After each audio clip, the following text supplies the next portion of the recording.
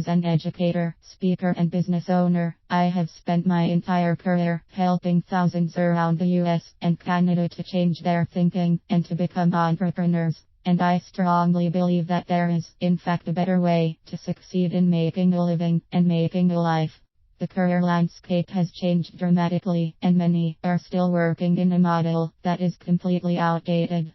What worked for previous generations just isn't working very well for anyone in the workforce, whether they are close to retirement or just entering the job market. In this article, we will explore 3 important questions. 1.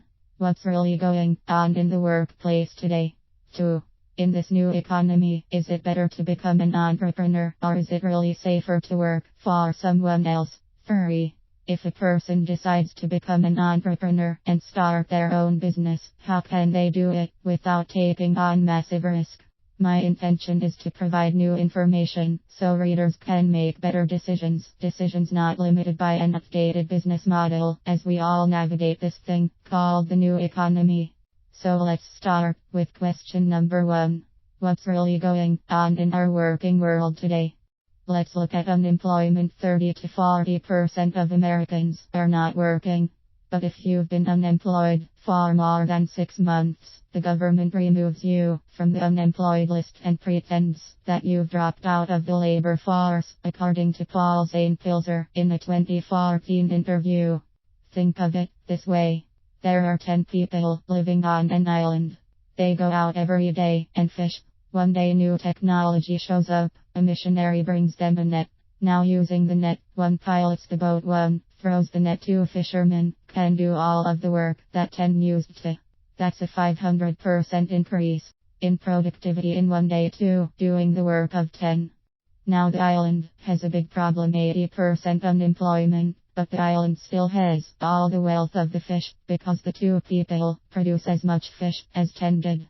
Of course, looking back through history, these changes used to take hundreds or thousands of years, and during that time, we went into farming and transportation. Some of us became doctors, and some teachers or lawyers, and we developed all of these new professions and new manufacturing jobs. Today these changes are occurring literally in one day, when a new technological advance occurs, and we don't have the social structures to deal with. On a global basis, everything is being turned upside down because of the rapidly advancing technologies. These new technologies, while improving some things, are leading to the elimination of many jobs, and consequently large numbers of unemployed, who are not prepared for the new advanced technology. Jobs that now exist, and any training of new jobs, will not happen in a university or college. They're just too slow. Trained to be employees and work for that paycheck. Middle class income has been in steady decline since the 1980s, and all the while, parents are still telling their kids to go to school and get a job. It literally makes no sense. As middle class incomes continue to decline, what happens to those people who are dropping out of the middle class? They are now relabeled the working poor. If you are going to control your future, you won't be using an old method such as the 40-40 plan. The idea of graduating from college, finding a career with 1 or 2 companies and working 40 hours a week over 40 years, that day is over. Some people say that if they can't find a job, they should just go back to school to get even more qualifications, another outmoded approach.